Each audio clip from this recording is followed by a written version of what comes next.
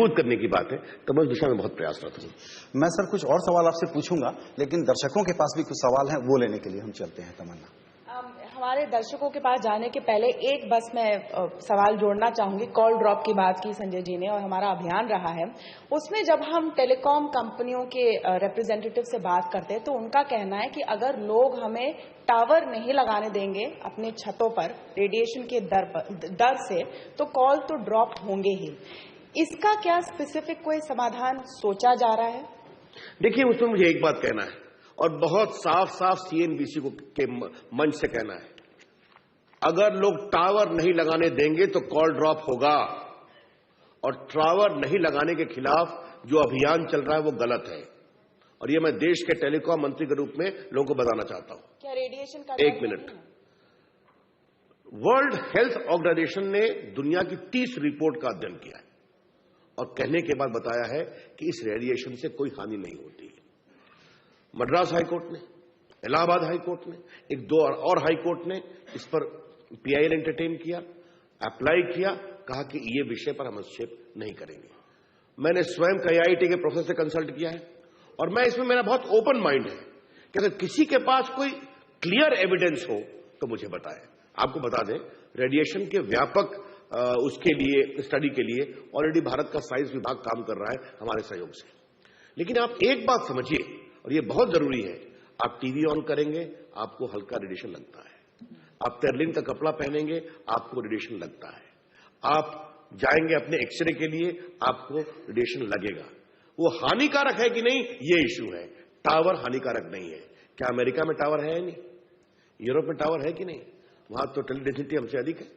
तो हिंदुस्तान में एकाएक ये जो कैंपेन चल रहा है, इसे मैं ठीक नहीं मानता हूं। ರವಿ ಸಿಂಗ್ ಸರ್, ನಮ್ಮ ಹೆಸರು ರಾಜೇಶ್, ನಾವು ಝೋನಲ್ ಪ್ರಾಜೆಕ್ಟ್ ಮ್ಯಾನೇಜರು ಇಂಡಸ್ ಟವರ್ಸಿಂದ. ನೋಡಿ ಸರ್, ಇಲ್ಲಿ ಆ್ಯಕ್ಚುಲಿ ಏನಂದರೆ ಇಲ್ಲಿ ಗಂಗಾವತಿನಲ್ಲಿ ಒಂದು ಟವರ್ ಹಾಕೋಕ್ಕೆ ಜನ ಅವರು ಹೋರಾಟ ಮಾಡ್ತಿದ್ದಾರೆ ಸರ್. ಈ ಹೋರಾಟದಲ್ಲಿ ನಮಗೆ ನಮ್ಮ ಒಂದು ಇಂಡಿಯಾ ಡೆವಲಪ್ಮೆಂಟ್ ಆಗಿರ್ಬೋದು, ಇಲ್ಲಿ ಏರಿಯಾ ಡೆವಲಪ್ಮೆಂಟ್ ಆಗಿರ್ಬೋದು, ಗಂಗಾವತಿ ಡೆವಲಪ್ಮೆಂಟ್ ಎಲ್ಲ ಅದ್ರ ಮೇಲೆ ಡಿಪೆಂಡ್ ಆಗಿದೆ ಸರ್. ಏನಕ್ಕಂದರೆ ಫ್ಯೂಚರ್ ಅನ್ನೋದ್ರದ್ದು ಸರ್ ಎಲ್ಲ ಈ ನೆಟ್ವರ್ಕ್ ಮೇಲೆ ಡಿಪೆಂಡ್ ಆಗಿದೆ ಸರ್. ಇನ್ ಫ್ಯೂಚರಲ್ಲಿ ನೆಟ್ವರ್ಕ್ ಇಲ್ದಂಗೆ ನಾವು ಯಾವುದೇ ಥರ ಡೆವಲಪ್ಮೆಂಟ್ ಆಗೋಕ್ಕೂ ಚಾನ್ಸ್ ಇಲ್ಲ ಸರ್. ಇನ್ನೊಂದಂದರೆ ನಾವೇ ನಮ್ಮ ಡೆವಲಪ್ಮೆಂಟ್ನ ತುಳ್ಕೊಂಡ್ಬಿಟ್ಟು ಯಾವುದಂದ್ರೆ ಬಿಟ್ಟಿದ್ದಾರೆ ಸರ್. ನಮ್ಮ ಔಟ್ ಆಫ್ ಇಂಡಿಯಾ ಡೆವಲಪ್ಮೆಂಟ್ ಆಗದಂಗೆ ಇರೋಕ್ಕೆ ಒಂದು ವಿಷ ಪ್ರಚಾರನ ಬಿಟ್ಟಿದ್ದಾರೆ ಸರ್. ಅದನ್ನು ನಾವು ಹಿಡ್ಕೊಂಡು ನಮ್ಮನ್ನ ನಾವು ತುಳ್ಕೊಂತಿದ್ದೀವಿ ಸರ್. ನಾಳೆ ಬೆಳಿಗ್ಗೆ ಇದರಿಂದನೇ ನೆಟ್ವರ್ಕ್ ಡೆವಲಪ್ಮೆಂಟ್ಗಿನ ಕಂಪಲ್ಸರಿ ನಮಗೆ ಯಾರಿಗೂ ಜಾಬುಗಳು ಇರೋಲ್ಲ, ಯಾವುದೇ ನಮ್ಮ ಫ್ಯೂಚರ್ಗೆ ಜಾಬುಗಳು ಇರೋಲ್ಲ. ನಾವು ಇದೇ ಥರನೇ ಇರಬೇಕಾಗುತ್ತೆ ಸರ್. ನಾಳೆ ಬೆಳಿಗ್ಗೆ ಅಂದರೆ ನಿರುದ್ಯೋಗದಿಂದ ನಾವು ಸಾಯಬೇಕಾಗುತ್ತೆ ಸರ್. ಒಂದು ವಿಷಯ ಸರ್. ಇನ್ನೊಂದೇನೆಂದರೆ ಸರ್, ಇಲ್ಲಿ ಕ್ಲಿಯರ್ ಕಟ್ಟಾಗಿ ಎಲ್ಲ ವಿಷಯಗಳನ್ನ ಎಲ್ಲ ಮಾಹಿತಿ ಕೊಟ್ಬಿಟ್ಟು ಕ್ಲಿಯರ್ ಕಟ್ಟಾಗಿ ಗೌರ್ಮೆಂಟ್ ಕೂಡ ಸರ್, ಇದು ಇಲ್ಲಿರೋ ಮುನ್ಸಿಪಾಲಿಟಿ ಕೂಡ ಕ್ಲಿಯರ್ ಕಟ್ಟಾಗಿ NOC ಕೊಟ್ಟಿದೆ ಸರ್.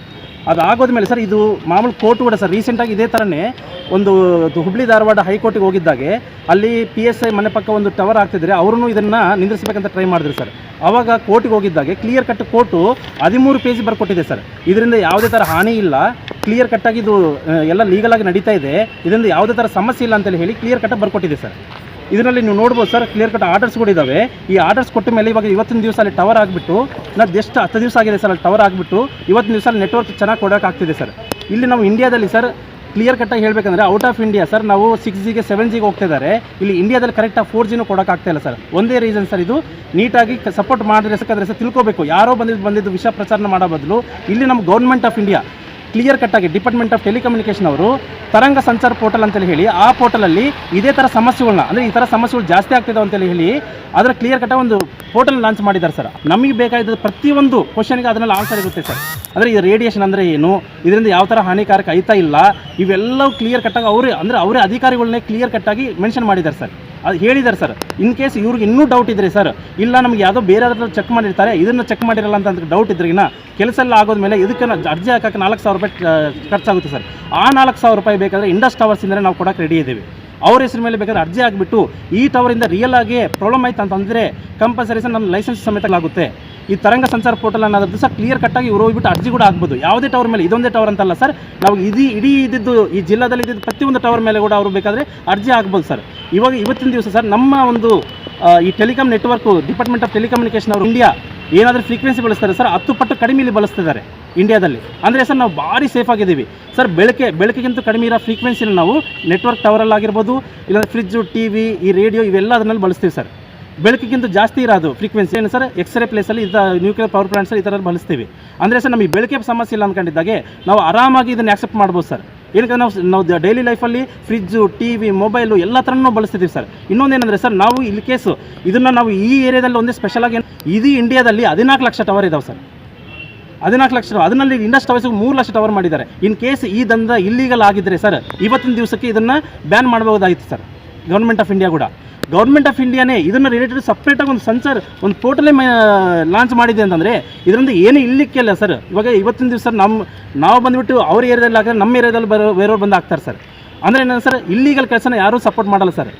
ಅದಕ್ಕಾಗಿ ಯಾವುದೇ ಅಧಿಕಾರಿಗಳಾಗಿರ್ಬೋದು ಇವೆಲ್ಲರೂ ಆಗಿರ್ಬೋದು ಅವರು ಒಂದು ಕೊಟ್ಟಿದ್ದಾರೆ ಅಂದರೆ ಅವರು ಒಂದು ತಿಳ್ಕೊಂಡಿದ್ದಾರೆ ಸರ್. ಇದ್ರ ಬಗ್ಗೆ ಕ್ಲಿಯರ್ ಕಟ್ಟಾಗಿ ನೋಡಿದ್ದಾರೆ, ಎಲ್ಲ ಕ್ಲಿಯರ್ ಆಗಿದೆ ಅಂತ ಕೊಟ್ಟ ಮೇಲೇ ಅವರು NOC ಕೊಟ್ಟಿದ್ದಾರೆ ಸರ್.